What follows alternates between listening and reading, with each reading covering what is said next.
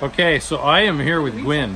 Gwyn is part of Yes Cymru. Otherwise, he wants independence.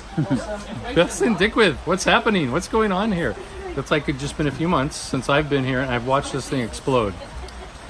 Yeah, well, it's been bubbling away for say 2 or 3 years now, but it's really hit the mainstream in the last few months. I think the march in Cardiff in May was an explosion, and it's just snowballed since then, really, and it's still growing at a massive pace now. So we have 3,000 in Cardiff in May, as the video over there shows. There was 8,000 in Carnarvon. Right, I was in the middle of that. Yeah. It was amazing. Yeah. So and then the next one we have is in Medford Citadel next month. Right. So hoping to build on that. It's a tall order to build on 8,000, but we never know. Yeah.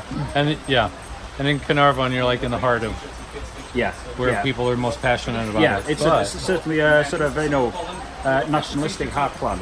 Right. But it's still quite rural as well. So.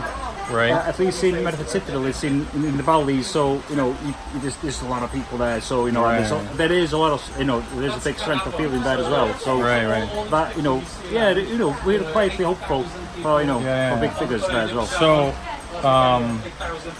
you're passionate about this. Yeah. Why?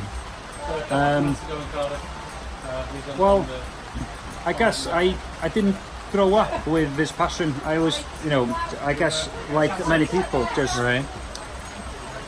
took on the sort of the British state's propaganda, that we're too small, too poor, too stupid, all this stuff. And never really questioned that. It was just something that people quietly sort of accepted and went on with their lives. But recently, what I think the big thing that's changed a lot recently is the Brexit vote, not the vote itself, but how we've been treated in the aftermath. The fact that we've not been consulted in any parts of the negotiations or anything like that. I feel it's lifted the lid on how Westminster has always treated us, but managed to keep it quiet. So now it's all in the open for everyone to see. And now that's why we're fighting back now and demanding better and demanding to be part of the world that we've never been before. So how much do you think Adam Price has been a part of this? Well, because he's clearly a big he's driver and he's eloquent. Yeah, he's a formidable politician, fair play. And but I think we, Plaid Cymru and Yes Cymru, the movements for independence is completely separate entities. But I think we're both complementing each other well at the moment. Because Yes Cymru, we're non-party political, so we appeal to all the parties. We do have members of all, even the most unionist, parties. We do have members, but I think it's both movements now complement each other. It's just a symptom of how the movement is growing. So as an American who doesn't know the history of this, what's the history of Yes Cymru? Well, interestingly, Yes Cymru was initially formed in 2014.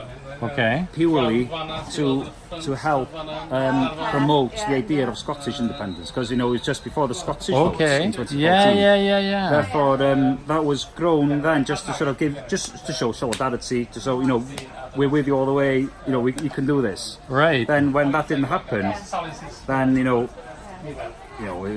we all licked our wounds for a little while. Then when the Brexit thing happened, that's when Yes Cymru was like, okay, we need to do it on our own now. We need to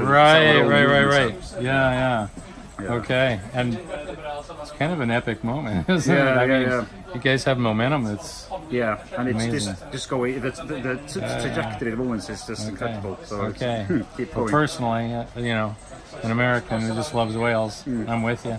Nice one. Great. Diolch yn fawr.